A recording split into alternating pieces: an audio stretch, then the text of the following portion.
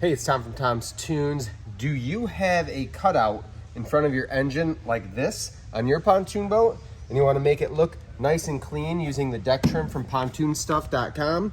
I'm going to show you how to make this on your boat real quick.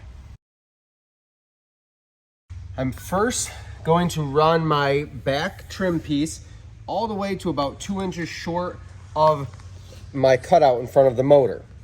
Then I'm going to take a piece of deck trim that's a little long and I'm going to put my 45-degree cut in. You may have a little bit different angle. You'll have to tweak that depending on your cutout. This happens to be a 45, makes it nice and simple. When I get that cut, I'm going to go ahead and line it up with the piece of trim that I've already installed across the back of the deck or across the front of the cutout. That also has a 45-degree cut. This, once I line everything up and I like how it sits, I'll cut the excess off so that it lines up with this back trim piece. Then I'm going to take my corner cap. We're going to install that.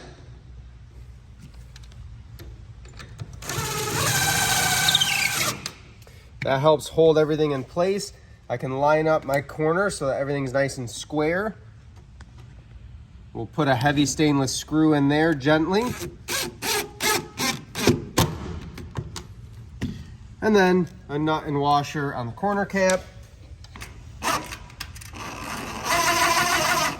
And we can add additional screws or bolts to the rest of the deck trim.